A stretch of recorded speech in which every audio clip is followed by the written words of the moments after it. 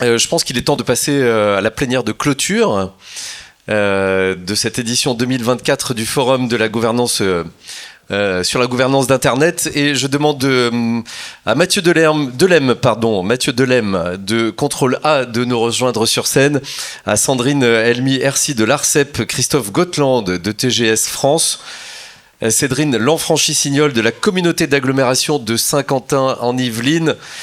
Et cette plénière sera modérée par les talentueux Pierre Bonis de l'AFNIC et Nicolas Chani d'Internet Society et de NS Pulse pour la plénière de clôture de cette dense et belle journée que nous avons passée ensemble. 1, 2, 1, 2, oui, bonsoir plutôt, bonsoir à toutes et à tous. Merci d'assister à cette plénière de clôture. J'aurais tendance à dire, une fois n'est pas coutume, elle va parler de sujets qui sont des sujets liés à la RSE.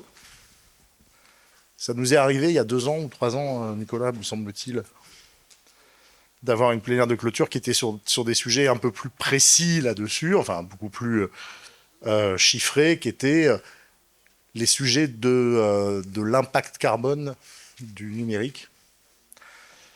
Et là, en fait, on va bien élargir le spectre avec donc un panel d'experts et de praticiens et de praticiennes. Mais peut-être, avant de... je ne sais pas si je vais peut-être présenter, ou c'est toi qui le feras, les membres du panel. Oui, bon, on va faire un tour de table, mais... Voilà. Puisque c'est une Très intro.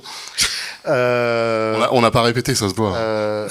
J'aurais des éléments à dire en introduction, mais je trouve ça bizarre de faire cette introduction de fond sans qu'on ait pu présenter les différents intervenants. Ok, parfait. Du coup, Sandrine Elmy-Hercy, je vous laisse vous présenter.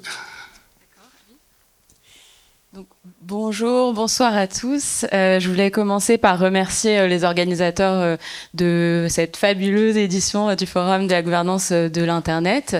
Et donc, je travaille à l'ARCEP, l'autorité donc en charge de la régulation, notamment du secteur télécom, au sein de l'équipe Internet ouvert. Et peut-être juste pour représenter les missions de l'ARCEP. Donc, l'ARCEP a été créée pour accompagner l'ouverture à la concurrence du marché télécom et notre mission plus généralement c'est donc d'accompagner, de garantir le déploiement des réseaux comme un bien commun, donc réseau télécom, internet, mais on s'occupe aussi de la régulation de la poste et de la distribution de la presse et donc cela signifie de garantir qu'Internet répond à un certain nombre d'exigences, bien sûr de performance, de qualité économique, mais aussi des exigences sociales et s'inscrivent donc dans notre projet de société, dans nos objectifs socio-économiques, mais aussi environnementaux. Donc je suis ravie de pouvoir participer à ce panel et vous donner une perspective d'un des régulateurs indépendants du numérique sur la question de la responsabilité sociale d'Internet.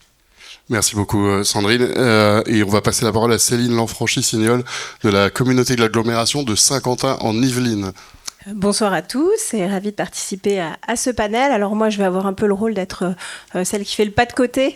Je vais vous ramener, après avoir parlé international, monde, plutôt à une échelle très locale, puisque nous, on est une agglomération. On se situe, alors vous avez peut-être entendu parler de Saint-Quentin-en-Yvelines pendant les Jeux Olympiques, parce qu'on a eu quelques belles victoires et quelques beaux sites, notamment sur le BMX, le VTT ou le vélo et le golf. Mais on est donc à l'ouest, deuxième pôle économique de l'ouest francilien. C'est 240 000 habitants sur 12 communes. Connu généralement pour son tissu économique, puisqu'on accueille des grands comptes, le Technocentre de Renault, Bouygues, Atos, l'AFNIC évidemment, et d'autres, et toute une myriade aussi de PME et de start-up technologiques. Et puis, au-delà de ça, on est aussi un territoire vivant avec ses challenges et ses enjeux sociétaux. Donc, au-delà de la réussite économique, on a aussi des enjeux, notamment dans nos quartiers politiques de la ville. Donc, on aime bien dire une petite France à l'échelle de la seconde couronne. Et donc, l'idée, c'était d'illustrer un peu comment aussi toutes ces pratiques de RSE s'ancrent sur un territoire. Et je vais plutôt vous parler de responsabilité territoriale des entreprises, comment on les accroche et comment on travaille avec elles.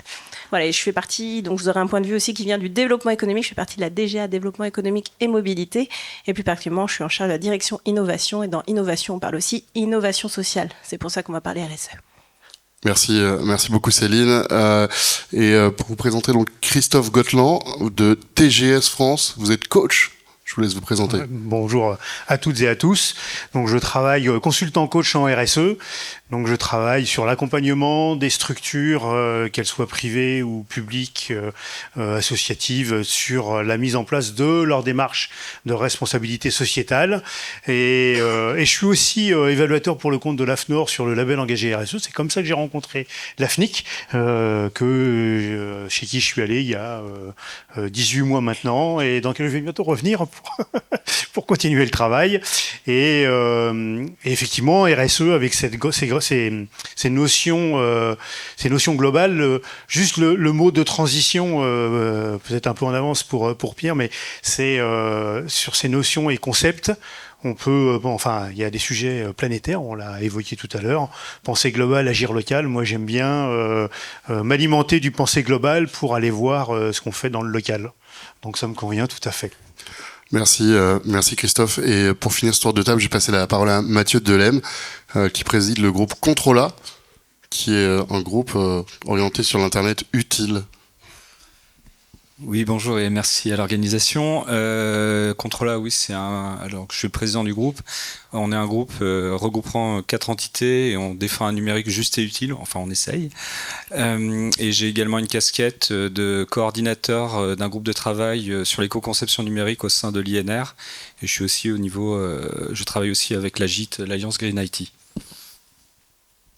Merci. Merci beaucoup. Donc, du coup, je vais faire l'intro maintenant. Non, très rapidement, ce que je voulais poser comme élément sur le débat qu'on va avoir, je le disais, on avait commencé au FGI à travailler directement sur un des aspects qu'il y a aujourd'hui, qui font partie de la RSE. On avait commencé très très directement à travailler sur l'impact carbone du numérique. Et Dieu sait qu'on continue à y travailler, et notamment sur les méthodologies, parce que il faut bien connaître cet impact pour pouvoir évaluer pour l'efficacité des politiques qu'on met en œuvre pour le réduire, ne serait-ce que cela. Mais c'était probablement intéressant cette année d'aborder la problématique vraiment de la RSE dans toutes ses dimensions, et on voit d'ailleurs que dans le panel, il y a toutes les dimensions de la RSE qui vont pouvoir s'exprimer, pour 2 raisons. Alors une raison qui est un peu conjoncturelle, je dirais, c'est il y a des raisons qui sont réglementaires. Alors je dis que c'est conjoncturel parce que les réglementations, ça change. Donc, finalement, une régulation, une réglementation, c'est toujours conjoncturel. Et alors, évidemment, il y a des choses qui arrivent pour un certain nombre d'acteurs, et notamment pour des acteurs du numérique, mais pas que. Voilà, la CSRD, on aura l'occasion d'en reparler. Et puis aussi la trajectoire bas carbone, qui a une déclinaison numérique, qui est actuellement en discussion au niveau de l'État, et qui va avoir des répercussions sur les engagements, les responsabilités des différents acteurs économiques. Et c'est une bonne chose. Mais il y a une raison plus structurelle, me semble-t-il. D'abord et avant tout parce que dans cet aspect de RSE, il y a quand même une dimension que beaucoup d'entre vous connaissent ici, et qui n'est pas spécifique d'ailleurs de la RSE au fond, qui est la dimension de la prise en compte des différentes parties prenantes.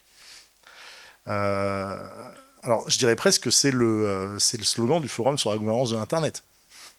Le Forum sur la gouvernance de l'Internet, c'est une organisation multi-acteurs, une organisation bottom-up, en bon français, et qui donc se fonde sur le pari de l'intelligence collective, dont parlait tout à l'heure Henri, et cette intelligence collective qui est organisée en prenant en compte le fait que tout le monde parle de quelque part. Et que c'est pour ça qu'on a des parties prenantes qui parfois peuvent d'ailleurs se sentir enfermées dans leur catégorie et pourraient avoir envie de parler d'autre chose. Mais cette organisation, par la prise en compte des différentes remontées des parties prenantes, elle est consubstantielle au Forum sur la gouvernance de l'Internet. Elle existait déjà dans le Sommet mondial sur la société de l'information. Donc c'est quelque chose, je dirais, de manière un peu provocatrice, que toute cette dimension de la gouvernance de l'Internet a été, depuis 25 ans, un peu une armée de monsieur ou de madame Jourdain de la RSE sur cet aspect-là des choses. Et puis, je terminerai là-dessus, peut-être ce qui est le plus frappant aujourd'hui, et on en a eu, me semble-t-il, une illustration très forte dans l'atelier auquel j'ai participé cet après-midi sur la gouvernance de l'IA et la participation citoyenne dans l'IA. L'atelier de Renaissance numérique. L'atelier de Renaissance numérique, mais j'allais le dire, non, mais maintenant on l'a dit 2 fois. Donc l'atelier de Renaissance numérique, et vous d'ailleurs pouvez prolonger la réflexion au sein de Renaissance numérique. Ce qui était frappant, c'était que on avait toute une partie de la discussion sur comment est-ce qu'on trouve une place et comment on organise la parole des citoyens autour des enjeux éthiques, politiques, sociologiques, économiques, écologiques de l'IA. Et il y avait finalement un éléphant dans la pièce, c'était les grands acteurs de l'IA. C'est-à-dire qu'ils n'étaient pas là, et la question ne se posait pas de savoir si on devait prendre des actions dans OpenAI AI pour pouvoir influer sur leur gouvernance. On essayait de travailler sur finalement des grands forums internationaux qui discutent de ces choses-là et au sein desquels il faut faire entendre la voix des utilisateurs, la voix des citoyens. Et je me suis fait cette réflexion-là, je me suis dit, mais finalement, si ces grands acteurs-là, et tous les acteurs du numérique, quelle que soit leur taille, appliquaient de manière sérieuse les fondamentaux de la RSE, on aurait des espaces partout pour discuter de cela. Parce que dans les piliers de la RSE, dans les piliers de 26 000, tels que M. Gotland nous les a enseignés, il y a parfois des choses qui peuvent paraître un petit peu lointaines pour des opérationnels de tous les jours, c'est-à-dire le respect des droits de l'homme, le respect de l'état de droit, la loyauté des pratiques, j'essaie de gagner des points pour le prochain audit, je révise, toutes choses qui peuvent paraître à la fois évidentes et lointaines quand on est dans l'opérationnel quotidien, mais qui, s'ils sont déployés de manière méthodique, permettent de prendre en compte justement ces avis de citoyens, mais parfois aussi d'associations représentatives ou de représentants de la communauté technique ou académique qui ne savent pas exactement par quelle porte rentrer pour faire connaître leurs besoins et influer les décisions stratégiques des grands acteurs économiques. Voilà, c'est une des raisons pour lesquelles ça me paraît pertinent. Je vais m'arrêter là. Je vous remercie toutes et tous de participer. Je vais tout de suite passer la parole à Nicolas Chagny pour la suite de cette table ronde. Merci Pierre. En fait, on va d'abord avoir un premier échange pour parler de la réalité de la prise en compte des enjeux sociétaux dans les projets numériques. Je vais d'abord passer la parole à Sandrine de l'ARCEP, parce que l'ARCEP a beaucoup parlé aujourd'hui du référentiel général d'éco-conception des services numériques, RGESN, donc avec une keynote ce matin de Xavier Merlin, qui est membre du collège de l'ARCEP, puis un atelier sur la mise en œuvre de manière pratique. Et du coup, Sandrine, première question, en fait, je voulais vous demander un peu comment les entreprises avaient accueilli le RGESN. Merci. Oui, donc peut-être pour commencer, on aime bien quand même toujours rappeler que, bien sûr, le numérique, c'est aussi et avant tout peut-être un levier potentiel de décarbonation du numérique, de décarbonation des organisations et de meilleure gestion des ressources. Mais donc il est devenu maintenant assez consensuel qu'il y avait aussi un besoin de mieux prendre en compte l'empreinte environnementale des solutions numériques utilisées dans les organisations, y compris au niveau des entreprises. Un exemple qui a été déjà précédemment cité, c'est l'intelligence artificielle qui montre le besoin de travailler à la soutenabilité des solutions, puisqu'on voit la consommation énergétique en ressources très importantes liées donc au développement des usages de l'IA générative en particulier. Et donc c'est dans ce contexte que l'ARCEP a décidé d'ouvrir un nouveau chapitre de sa régulation et donc de s'intéresser à la réduction des empreintes environnementales du numérique. Et avant de parler spécifiquement du RGECN, je voulais juste peut-être quand même revenir sur nos travaux en matière de mesure, puisque nous, donc, en tant qu'autorité de régulation, l'un de nos outils phares, c'est donc la collecte d'informations et la publication pour entrer donc dans une perspective d'appliquer une perspective de régulation par la donnée et donc d'utiliser le pouvoir de l'information pour orienter le marché dans la bonne direction, éclairer les choix des utilisateurs et des parties prenantes, avec des informations fiables, publiées par une autorité neutre. Et donc c'est un outil que l'on a développé au niveau du numérique soutenable et qui permet donc aux organisations, aux entreprises d'identifier les leviers pertinents pour réduire l'empreinte environnementale de leurs outils SI et numériques.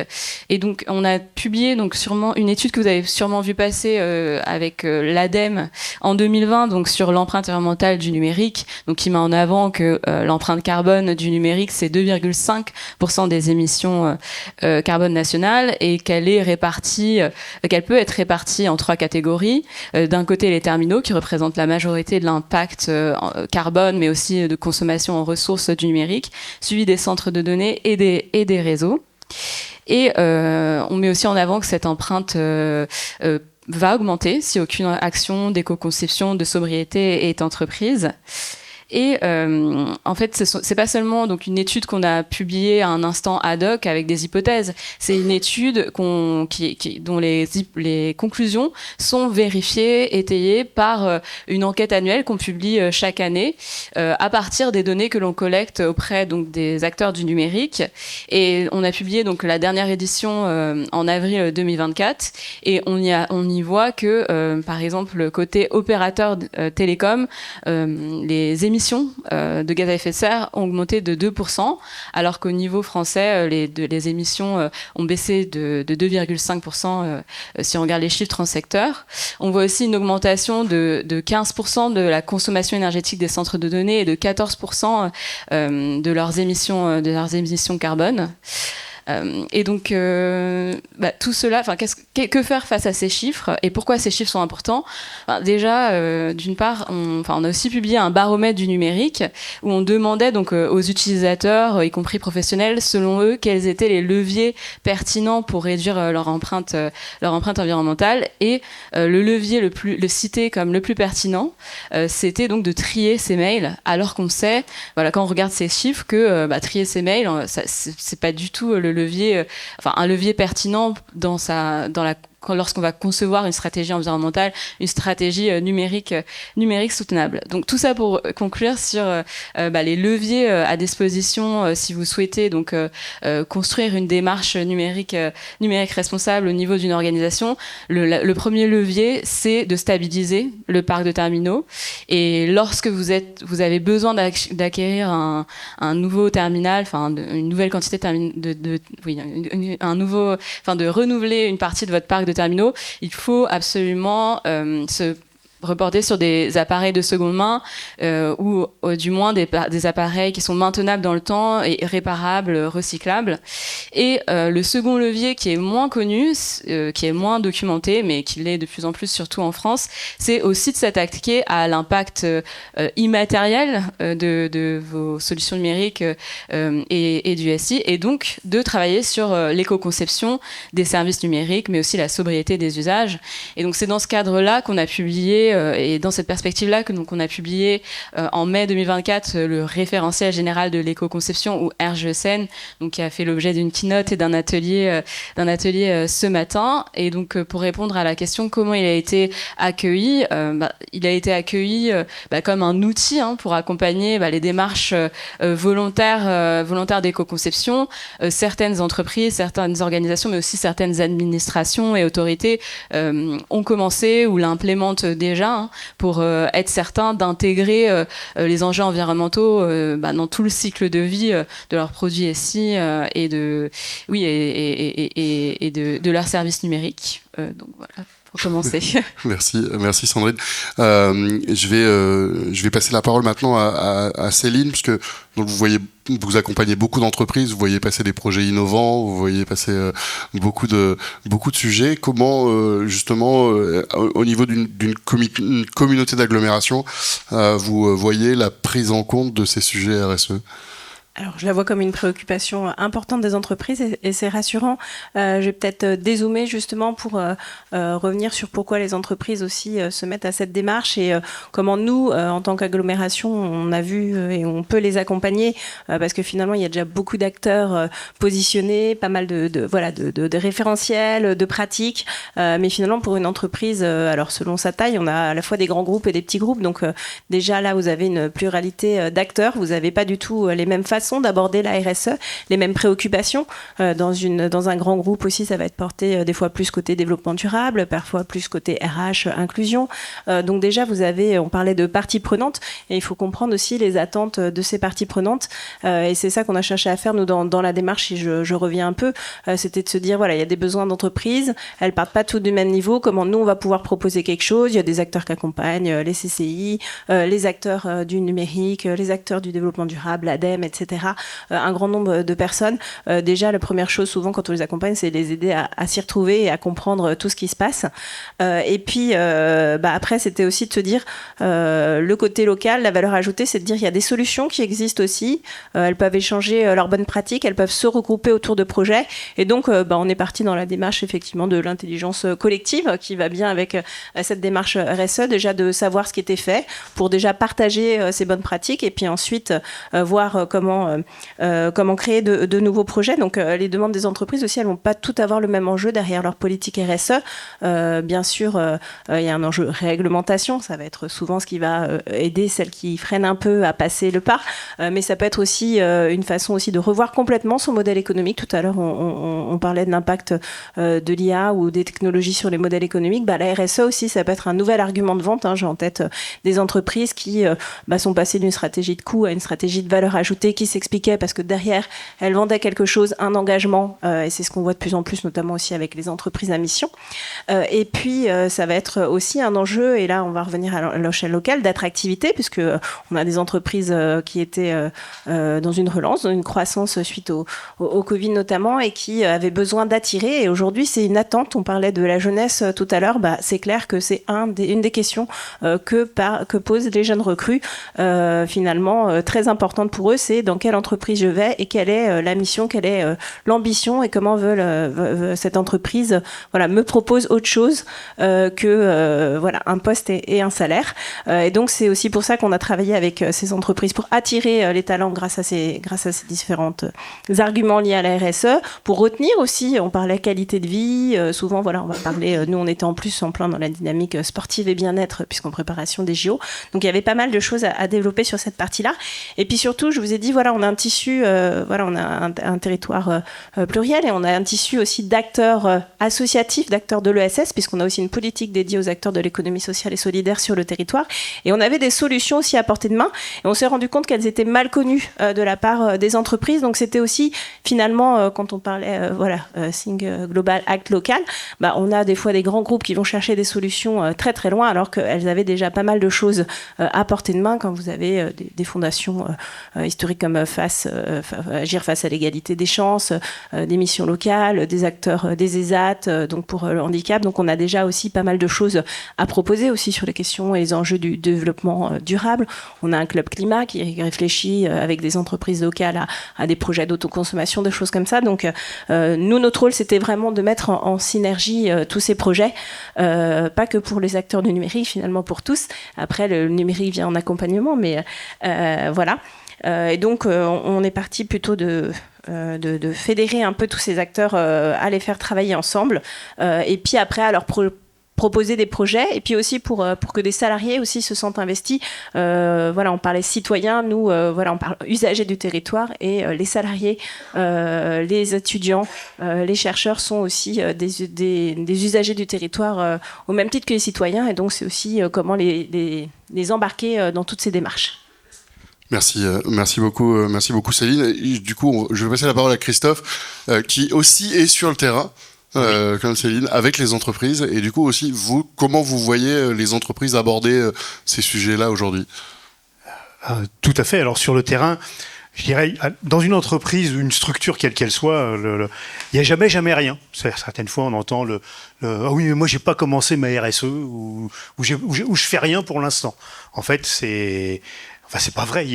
Quelle que soit la structure, elle vit, elle se développe, elle parle avec ses parties prenantes de manière plus ou moins structurée, mais il n'y a jamais rien. Donc, une des premières étapes, c'est d'identifier ce jamais rien. Ce qui fait son point fort en général est la spécificité de l'entreprise. Et par contre, le travail de vérification et d'accompagnement, c'est de s'assurer que l'entreprise, au moins de manière intuitive, mais après peut-être de manière plus structurée, enfin pas peut-être sûrement de manière plus structurée, elle ait bien identifié ses enjeux. Que les actions qu'elle mène et que dans sa projection et dans sa prospective, elle soit bien sur ces enjeux, que ce soit environnementaux, sociétaux, sociaux, sur les compétences, marque employeur, etc., etc. Donc c'est vraiment ce travail de réflexion avant de se rejeter de se reprojeter dans le quotidien et dans l'action concrète. C'est vraiment se dire les enjeux de mon métier, de mon activité. Alors encore effectivement en fonction de la taille de l'entreprise, de son secteur d'activité, public, parapublic, privé, de son champ d'intervention. Est-ce que c'est du local au régional? Est-ce que c'est du national? Est-ce que c'est de l'international, etc. Les enjeux seront pas bien évidemment abordés de la même manière et identifiés de la même manière, mais c'est bien cette logique d'identification des enjeux et ensuite d'action sur le terrain. Donc, si on revient à notre sujet sur le numérique responsable, si en particulier dans les entreprises du service numérique, des entreprises de service, l'enjeu numérique aujourd'hui, il est de plus en plus important. C'est le cœur. Il y a l'enjeu numérique et puis il y a l'enjeu RH au sens large. Je vais prendre ce terme-là, l'enjeu humain sur les équipes internes qui est classique dans beaucoup de structures, et puis cette gouvernance élargie avec les parties prenantes. Alors, est-ce qu'on va vers l'entreprise à mission avec un comité des parties prenantes? Est-ce que comment on fait évoluer son business model avec les modèles de l'économie de la fonctionnalité, de la coopération, où on va plus vers de la fonctionnalité que de la propriété, etc., etc. Je ne vais pas vous faire une théorie sur tous ces sujets-là, mais c'est vraiment cette notion d'enjeu et d'action et l'éco-conception. Là, pour le coup, quand on est dans les entreprises du secteur tertiaire et en particulier du numérique, les sujets d'éco-conception prennent tout leur sens avec le poids de plus en plus important, à la fois dans les pratiques managériales et dans l'impact environnemental global du numérique et en particulier de l'IA.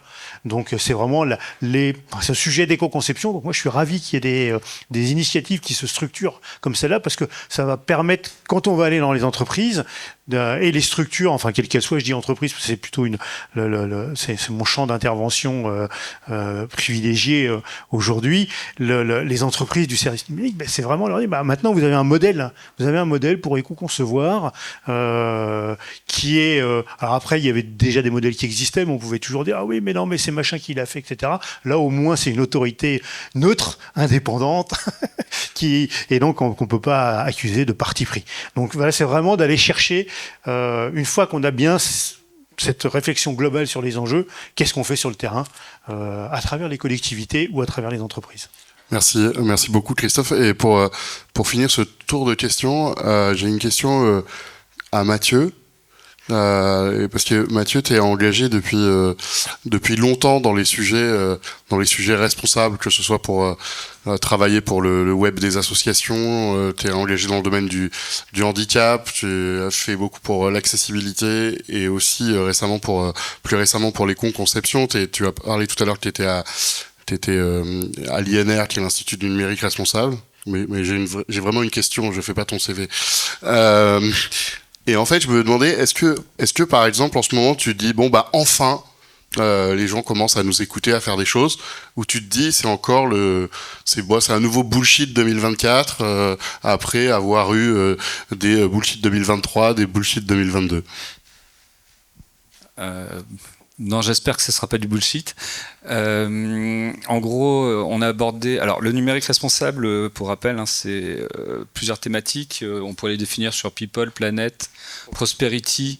Et moi, je rajoute un 4e P qui est la partie protection. C'est ma petite note sur le sujet. Est-ce que c'est du bullshit? Malheureusement, on voit bien que... Il faut un encadrement légal pour faire avancer les choses. Moi, ça a été ma démarche parce que je l'ai vécu à travers une autre thématique qui était autour de l'accessibilité numérique. Et on a vu que tant que ce n'était pas une obligation légale, les choses n'avançaient pas.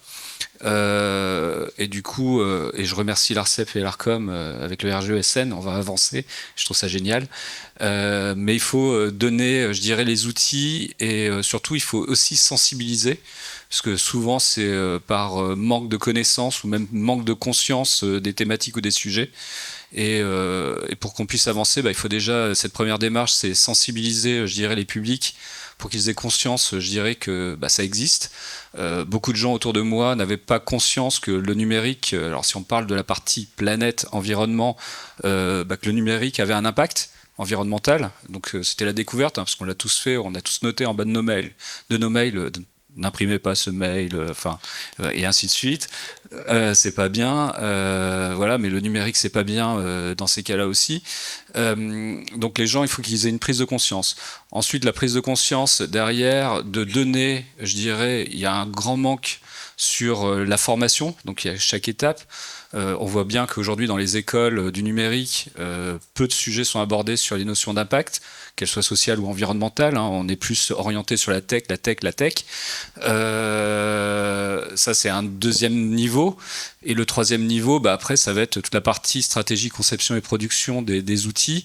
Et là, on voit, avec l'apport du RGESN, si on parle toujours de la partie environnementale, que les choses bougent.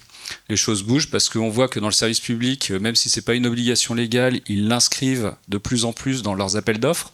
Donc on voit bien qu'au niveau français, le service public, alors bien sûr c'est quelques initiés qui le mettent dans leur règlement de consultation, mais ça fait avancer les choses, donc on avance. Dans le secteur privé, pareil, si on arrive à sensibiliser les chefs à plumes, ceux qui sont tout en haut, pour pouvoir porter le sujet, ça les intéresse, ils veulent bien le faire déployer. On voit également que si les personnes sont convaincues, on arrive à redonner aussi, je dirais, ça c'est une notion assez intéressante, les artisans du web, je les appelle comme ça, mais on redonne aussi une dynamique et un intérêt à son métier. Enfin, il y a plein de choses qui sont vertueuses, donc il ne faut pas le voir que comme une contrainte, parce qu'on pourrait le voir en disant c'est du réglementaire, c'est contraint, vous êtes obligé, mais il y a plein de choses, il y a plein de leviers qui peuvent embarquer les entreprises et les personnes. Maintenant, on est au démarrage pour moi. Ça veut dire qu'il y a le RGESN qui est sorti là en début d'année. C'est une première étape, c'est une étape importante. Maintenant, à nous, tous, je dirais, de la filière, de pouvoir accompagner l'ARCEP et l'ARCOM pour pouvoir le faire évoluer, le faire progresser. Sachant que tout à l'heure, l'ambassadeur du numérique l'évoquait, on a l'IA, après-demain on aura encore de nouveaux sujets qui ont des impacts et ça va nous permettre de faire avancer les choses. Je voudrais juste rebondir sur ce que tu viens de dire. Effectivement, il y a l'intention qui est très importante. Dans toutes ces démarches, l'intention pour éviter le greenwashing, enfin tout ce qui est washing, c'est l'intention qu'on va mettre dans la démarche. Et je trouve que ce qui est intéressant dans l'initiative avec le nouveau référentiel là, c'est vraiment on va dans le comment. Et là, tout à l'heure, je passais pensée globale, agir local. Là, dans l'agir local, dans le comment, là, ce qui est intéressant, c'est qu'il y a à la fois de la sensibilisation, parce que vous mettez en avant les impacts de certaines pratiques, et puis vous comparez des différentes manières de concevoir, de paramétrer et de restituer un certain nombre de services avec des chiffres à l'appui, et derrière, en démontrant que le comment il a un impact vraiment, vraiment intéressant. Et on retrouve le sujet du sens. Dire, si je fais différemment, je sais comment faire maintenant, je sais comment mieux faire. Et donc, je retrouve plus de sens dans mon travail. C'est tout ce que je voulais rajouter. Merci. Alors, immense succès pour le RGESN. Donc, on va en reparler. Là, on a un peu abordé dans cette première partie, finalement... la RSE chez les acteurs du numérique, de manière très rapide, mais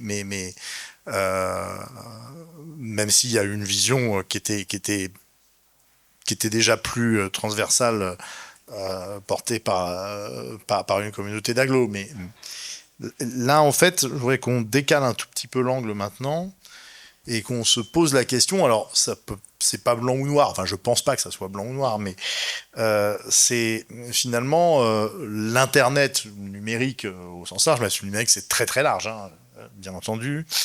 Est-ce que vous le voyez comme un porteur de solutions, un moteur finalement de facilitation de la mise en œuvre d'un certain nombre de démarches RSE, et ou probablement encore une fois un peu des deux, hein, mais comme potentiellement un accélérateur des disparités, qu'est-ce qui va créer des nouvelles fractures, et puis accessoirement un consommateur d'énergie tout à fait intense, notamment si on parle de l'IA générative, mais pas uniquement. Donc c'est un peu maintenant le numérique... non pas dans ses entreprises, mais dans ce qu'il offre à la société et de ce qui peut coûter à la société aussi, éventuellement. Je voudrais commencer par donner la parole à Sandrine. Au-delà du RGESN, alors comme ça a eu beaucoup de succès, je constate que, mais il faut quand même le noter, je suis sûr que Sandrine, ça lui fait extrêmement plaisir, là, il y a peut-être une demande de plus de régulation. Voilà, ce qui montre qu'on n'est peut-être pas complètement représentatif des entreprises privées ici, mais parce que c'est pas toujours le cas, il faut quand même le dire. Mais alors, qu'est-ce que vous avez d'autre dans vos tiroirs quelles autres actions au service d'un Internet libre, ouvert, soutenable, bien entendu, vous comptez mettre en œuvre? Donc peut-être pour réagir quand même sur les retours sur le RGESN, donc on est vraiment content d'entendre des experts, en tout cas reconnaître qu'il s'agit d'un outil intéressant et d'une avancée. Voilà, le fait que la puissance publique ait publié un référentiel sur le sujet. J'aimerais quand même noter que avant que le législateur nous confie le soin de définir ce RGESN et voilà qu'on se saisisse du sujet de l'éco-conception des services numériques, il y avait déjà des actions entreprises par les acteurs économiques, par la société civile. Et nous, à l'ARCEP, là, on a parlé beaucoup d'intelligence collective dans le cadre d'une démarche RSE, mais aussi d'approche multi-acteurs de la gouvernance de l'Internet. Nous aussi, côté régulateur, on adopte vraiment une démarche collaborative et toute notre feuille de route sur le numérique soutenable, on l'a vraiment co-établie avec un certain nombre de parties prenantes. Sur le RGESN aussi, on s'est beaucoup appuyé sur des expertises, déjà sur un réseau d'acteurs institutionnels. C'est pas que l'ARCEP qui est derrière le RGESN, il y a aussi l'ARCOM, la DINUM, la CNIL et l'INRIA. Et surtout, on a beaucoup travaillé avec des acteurs économiques et de la société civile, y compris certains qui sont autour de la table. Donc voilà, j'aimerais aussi les remercier et on compte sur eux pour nous aider à continuer de travailler sur l'application, l'effectivité du RGESN et plus largement pour promouvoir l'éco-conception des services numériques.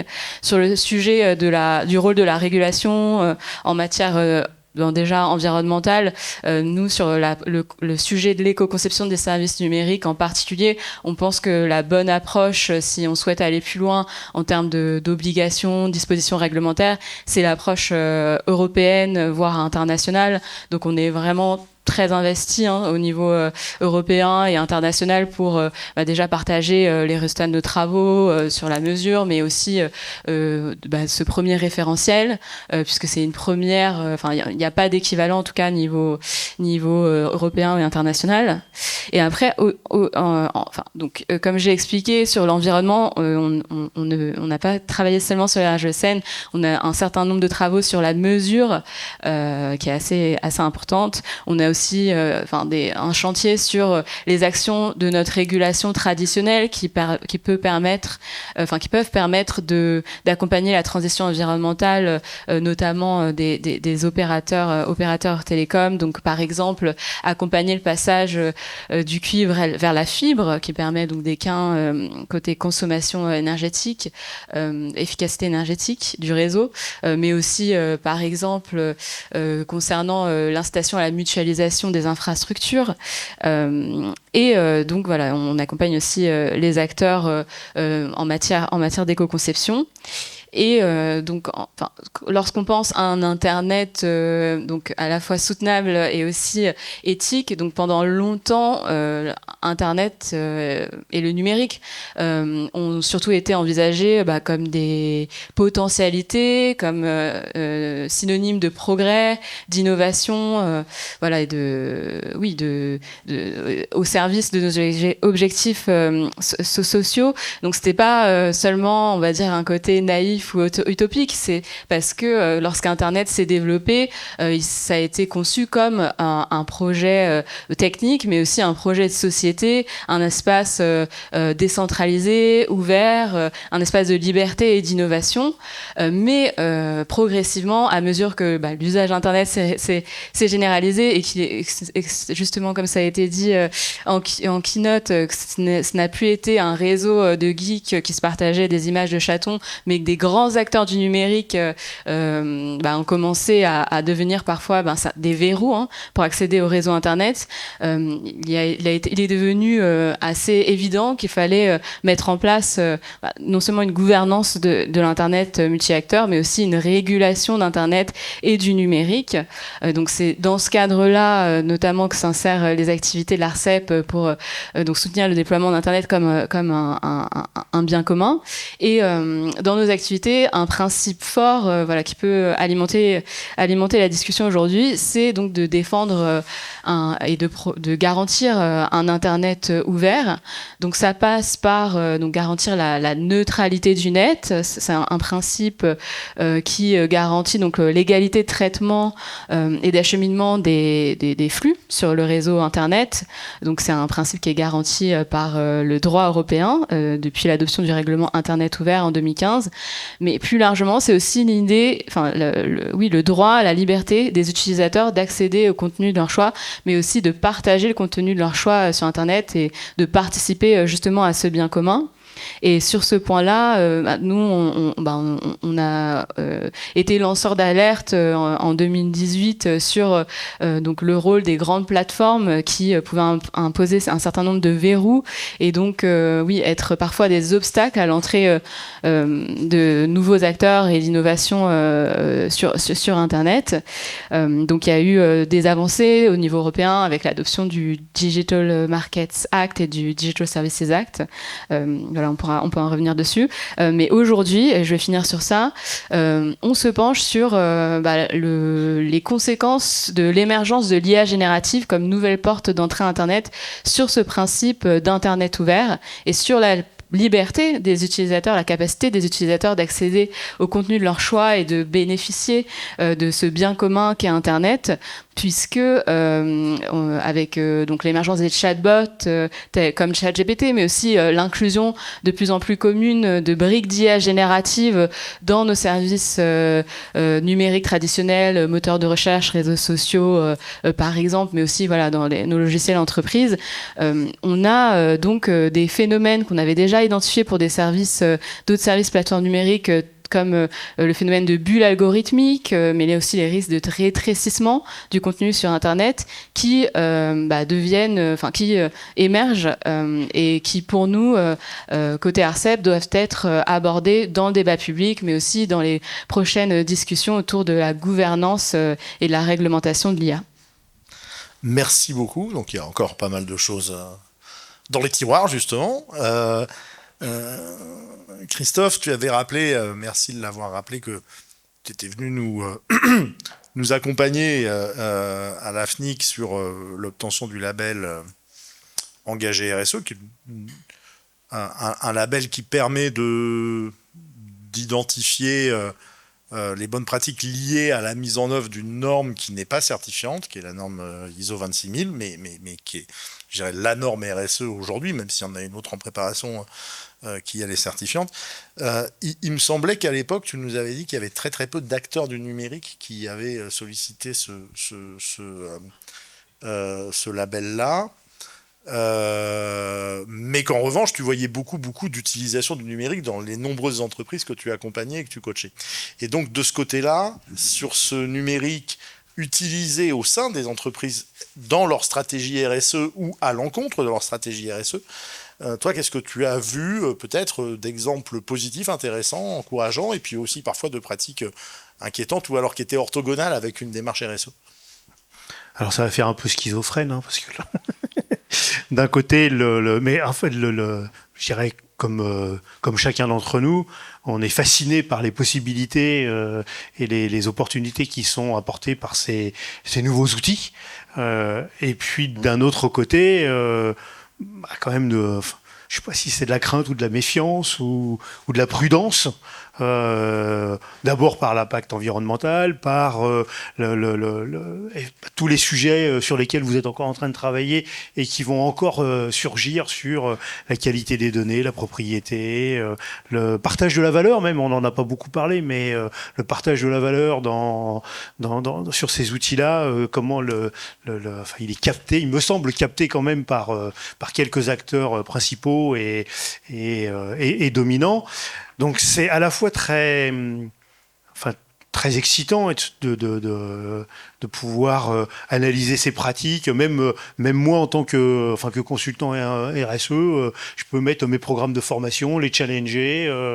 Voilà, ou pas. Et dedans, tu posais une question, est-ce qu'il faut y aller sans limite ?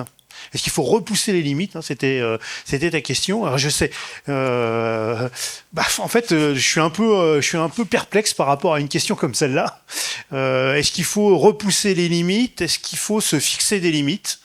Est-ce qu'il faut fixer des limites via les autorités, alors soit que ce soit au niveau européen ou français, enfin peu importe, ou mondial même. Hein, je suis assez partagé sur le sujet. Alors comme je suis de culture française, j'aurais dit un petit peu de régulation, ça fait pas de mal, mais voilà, je suis très partagé. Mais c'est peut-être aussi, on a beaucoup parlé sur l'environnement, des bâtiments intelligents, de l'Internet des objets, etc., etc. Alors, il y a beaucoup de progrès qui ont été faits. Aujourd'hui, on n'entend plus beaucoup, on entend, même s'il y a encore peut-être que certains vont s'insurger contre, mais on entend quand même beaucoup moins parler. Voilà. Alors je peux pas je fais une réponse de politique là, hein, je réponds ni oui ni non, mais je suis assez partagé sur le sujet et quand même, on parlait d'aller sur le terrain. Au bout d'un moment, c'est comment on fait. Et comment on fait dans les organisations, les entreprises, hein, avec des humains, des hommes et des femmes. Comment on fait, on va le faire toujours avec de l'humain. Merci, alors c'est très gentil pour les Normands de dire que tu fais une réponse de politique, du coup. Et moi, je retiens quand même que il y a cette notion de partage de la valeur qui est de partage de valeur quand c'est les mêmes qui offrent les mêmes services numériques à tout le monde. Quand on est en boucle, voilà, on peut se poser des questions. Ok, donc ça, c'est noté. Alors, Céline, tu as déjà abordé le fait que la démarche RSE, elle était, pour la communauté d'agglo de 50 ans de Yvelines, elle touchait toutes les entreprises, pas spécialement celles du numérique. Même s'il y a des entreprises du numérique à 50 ans en Yvelines, on est bien placé pour le savoir. Mais du coup, est-ce que il y a des utilisations finalement du numérique qui facilitent aussi les démarches au niveau de la communauté d'agglo ou de l'identification peut-être de projets ou d'innovations qui te viennent à l'esprit, et plus généralement en fait comment justement ces démarches peuvent être supportés de ton point de vue, par des solutions ou des approches qui sont facilitées par le numérique.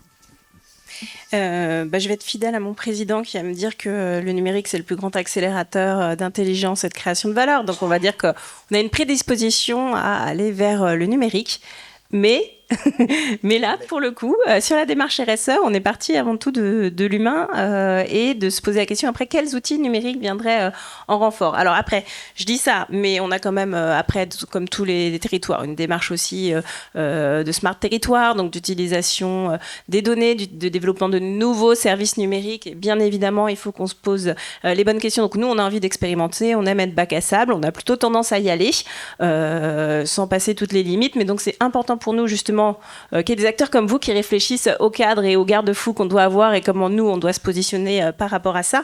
Mais par exemple, pour développer des nouveaux services de mobilité, là, c'est très bien parce que je fais le lien avec des acteurs de mobilité qui sont sur le territoire, qui veulent tester, nous, des nouveaux usages qu'on a à proposer. Et là, évidemment, l'outil numérique, que ce soit pour comprendre les flux numériques ou pour développer des nouveaux services, il va être assez stratégique. Mais de même que tout à l'heure, je vous disais, les entreprises, voilà, elles en font aussi elles ont besoin d'attirer et de présenter ce qui se passe et pourquoi leurs entreprises sont attractives sur ce territoire. Finalement, la donnée qu'on met à disposition, c'est aussi un outil pour elles. Et j'en ai régulièrement qui me demandent justement à avoir des données pour comprendre un peu cette démarche environnementale, cette démarche sociétale qui existe sur le territoire. Donc, données à avoir à disposition à travers de l'open data, notamment des données qui permettent de communiquer ou de s'approprier ou de développer de nouveaux services. Ça va être un premier outil. Donc, ça, c'est quelque chose qu'on a amorcé et qu'on continue de développer. Ensuite, sur le numérique,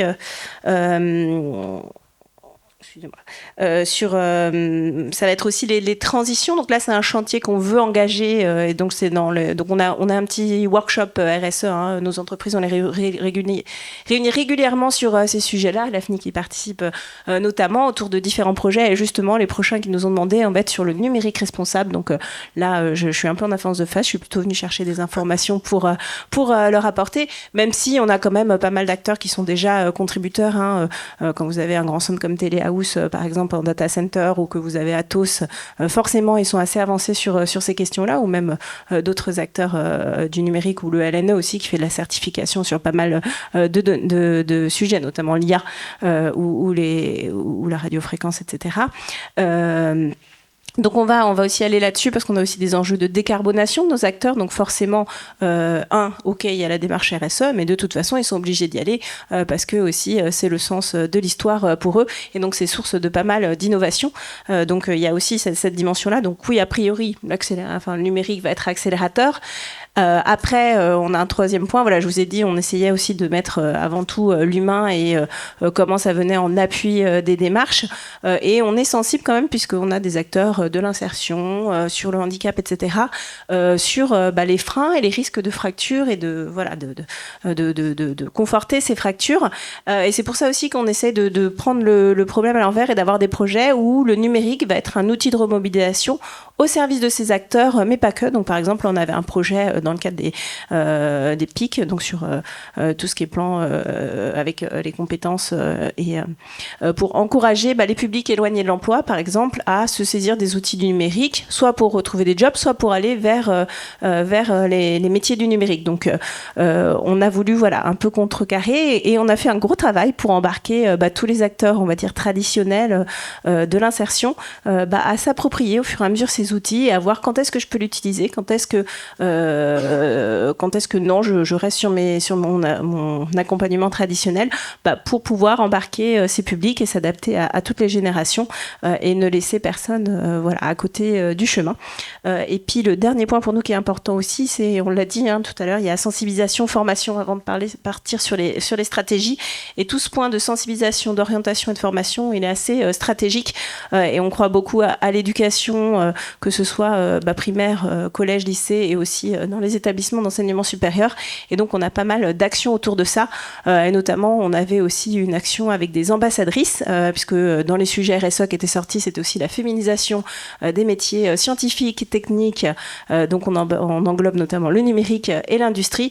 Et donc, un peu, d'avoir ces retours d'expérience, ces femmes qui viennent parler de leur quotidien.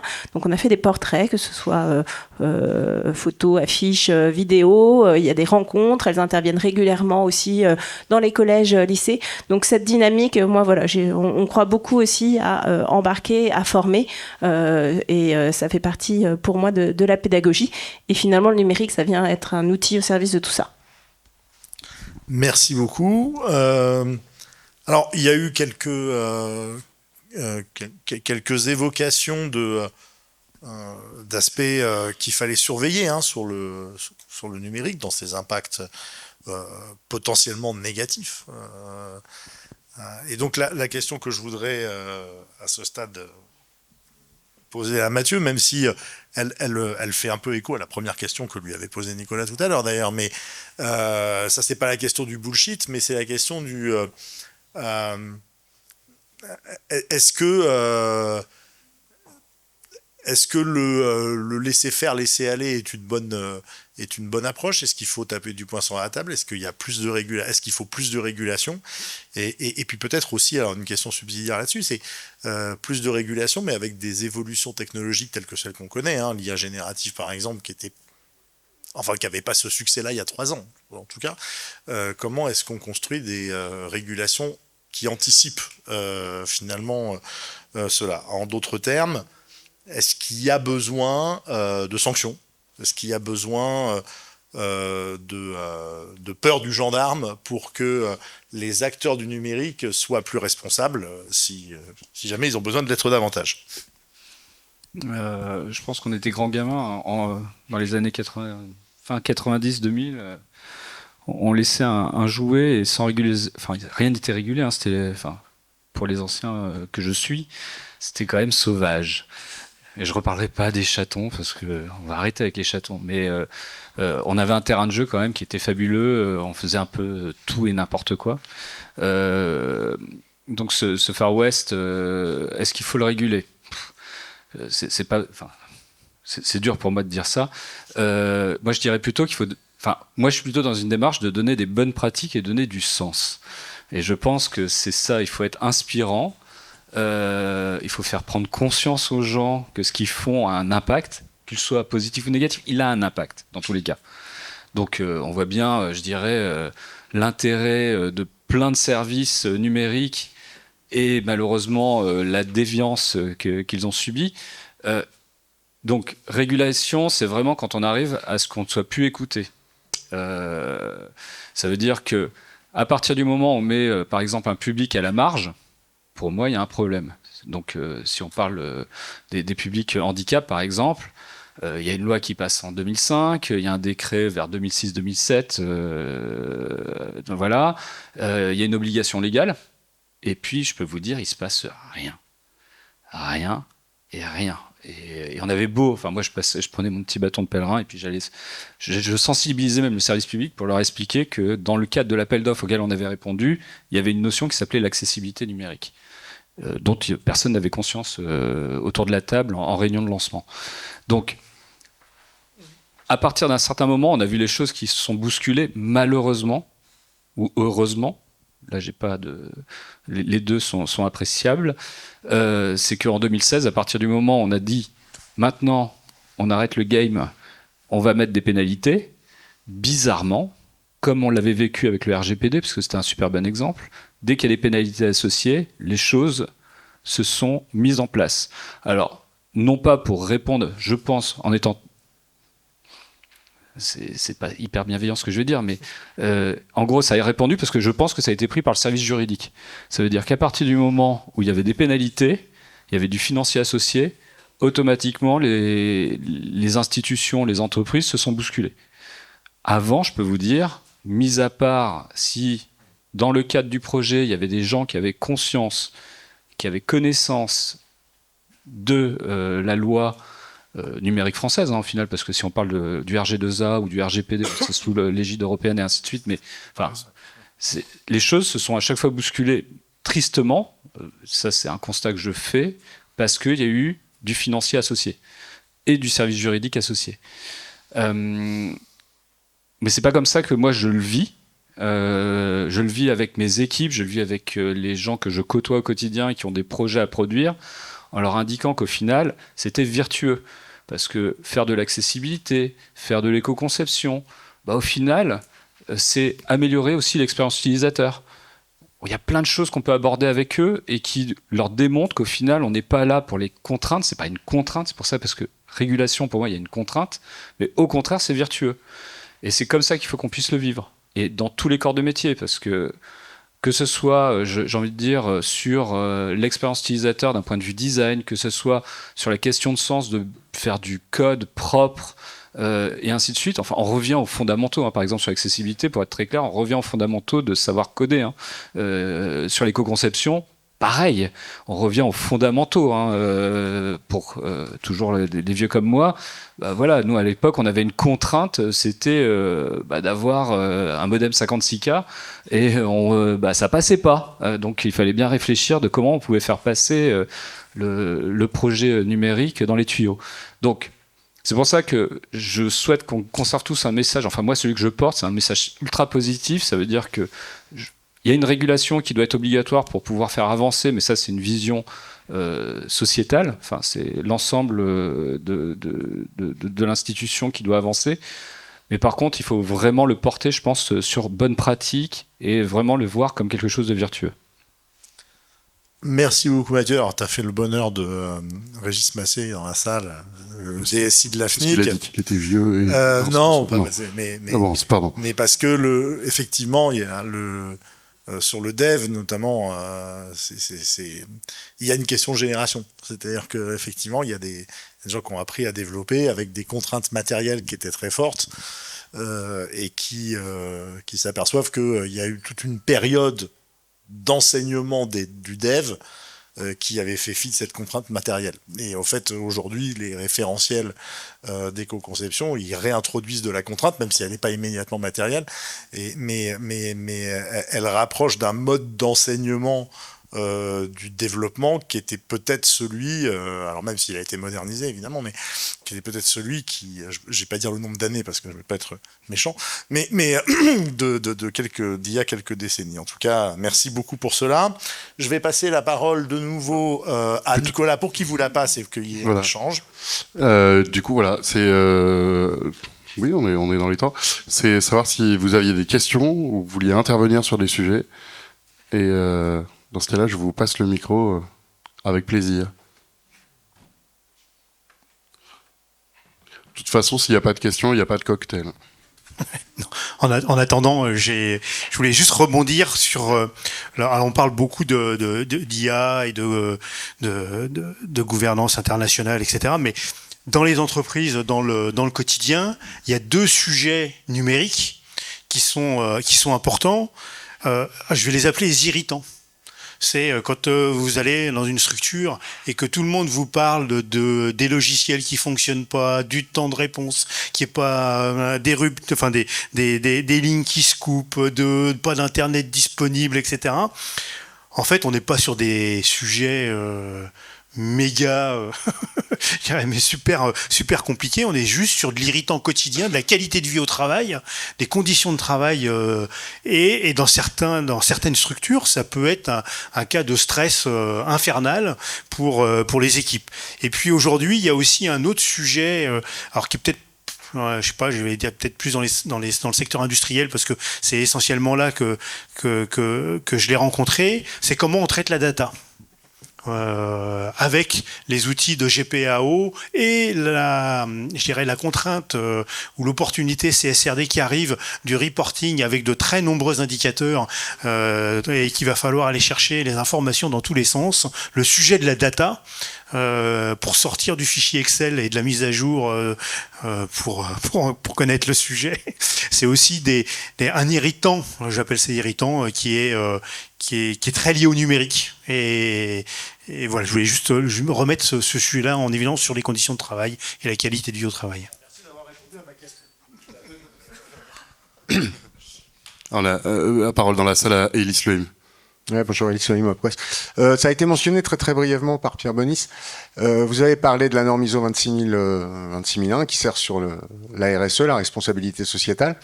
Et avec la question de savoir si elle était déjà appliquée. Puis vous avez fait allusion à une norme suivante ISO qui pourrait donner lieu à de la certification. J'avais deux questions. Moi, je connais pas ce sujet particulier de la RSE, donc je me demandais ce qu'était cette norme qui allait servir à certifier.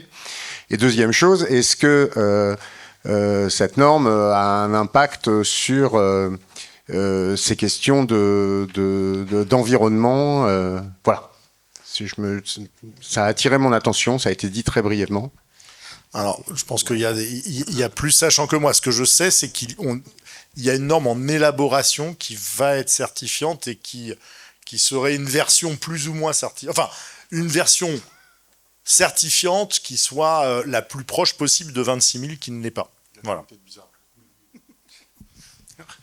Pierre doit avoir des informations que je n'ai pas, mais sur la norme ISO 26000, je sais pas si très rapidement le corps de cette norme, donc qui est une norme plutôt un guide de bonne pratique.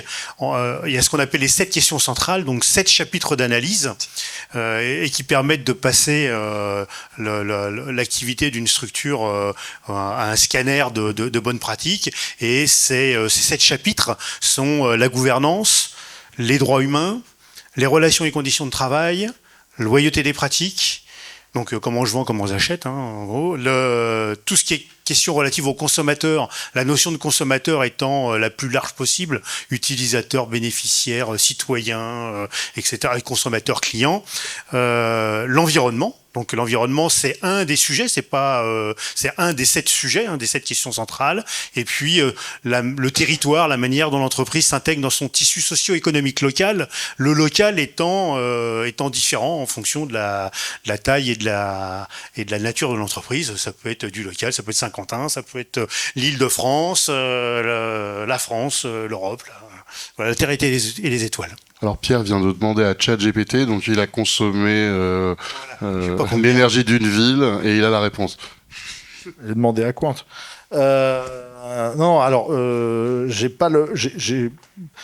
C'est une nouvelle norme sur le système de management des objectifs de développement durable. Donc, ça va être une norme sur le système de management, Effectivement. et qui va être certifiante. Alors, je sais plus le chiffre, le nombre, mais en tout cas, voilà, ce sera C'est sur les ODD. ce sera sur les ODD, mais au fond, 26 000, c'est basé sur les... Enfin, c'est les ODD qu'il y a derrière. Donc voilà, système de management des ODD égale 26 000 certifiants, pour le faire vite. On peut lancer le débat si vous voulez. Voilà. Bon, mais donc du coup, il y aura plus de boulot pour l'AFNOR, ce sera bien. Et écoutez, s'il y a peut-être... Il y a d'autres questions, remarques. Luc?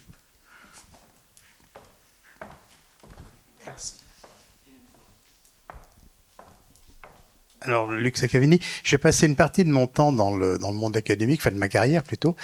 Donc, comme Mathieu, tout ce qui est recherche et tout ça, Internet est né de l'innovation, est né de la liberté. Donc, avant de réguler ça, laissons les chercheurs et les ingénieurs innover, etc.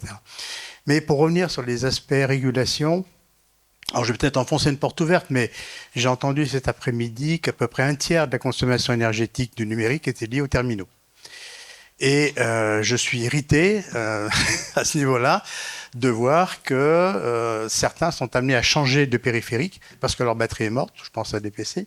Là, il y a une quasi-obsolescence programmée qui ne fait que m'irriter. Il y a peut-être un élément de régulation, alors sûrement au niveau européen, je m'adresse à vous, mais évidemment, c'est au niveau européen qu'il faut peut-être porter ce débat. Et puis, toujours dans ce registre-là, il y a aussi... concernant encore une fois nos terminaux numériques, je ne sais pas si l'Europe a réglementé ces choses-là, mais au niveau des chargeurs, ces objets-là qui consomment beaucoup d'énergie ont un rendement épouvantable. Donc il y a peut-être aussi là une piste à creuser, encore une fois, vraisemblablement au niveau européen, pour avancer sur diminuer l'empreinte énergétique de l'usage du numérique.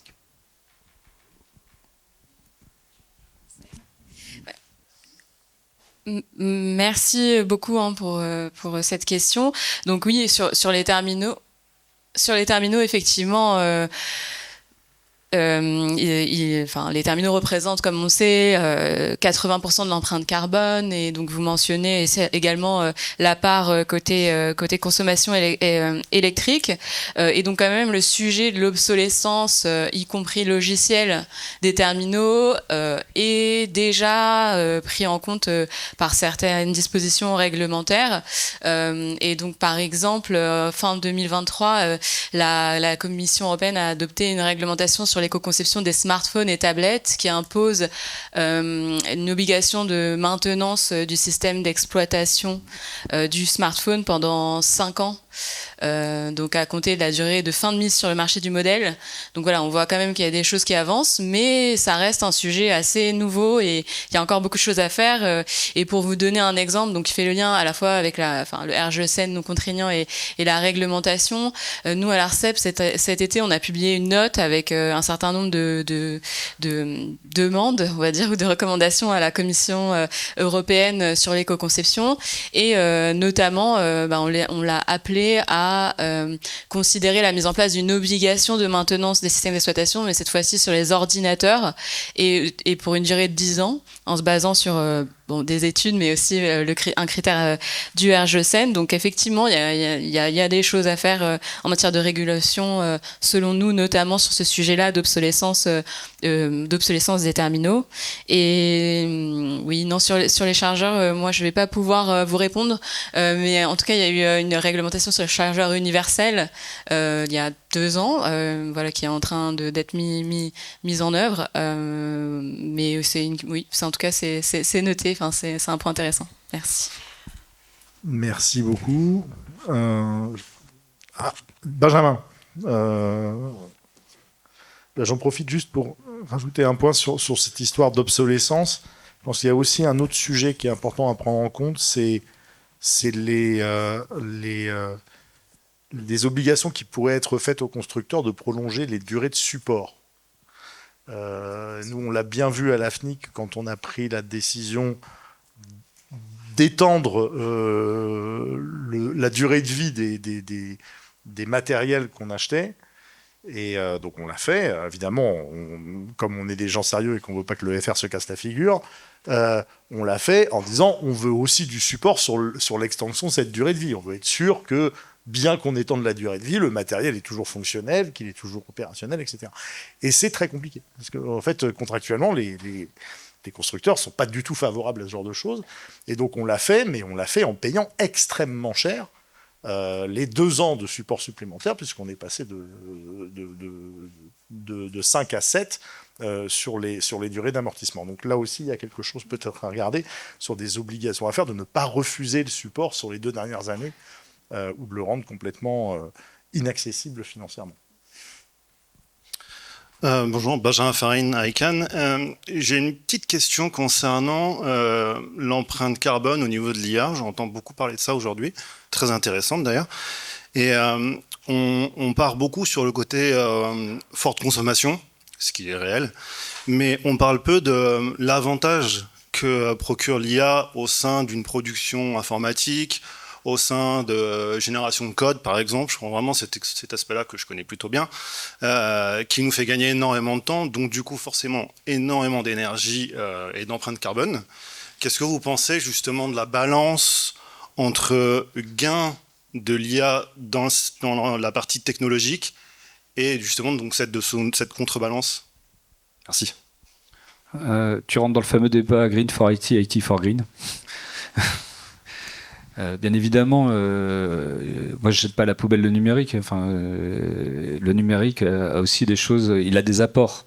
Il y a des apports aussi sur la consommation. Enfin, on voit bien sur même. Tu parles là dans le fait que toi tu codes et que du coup ça peut te faire gagner du temps. Super.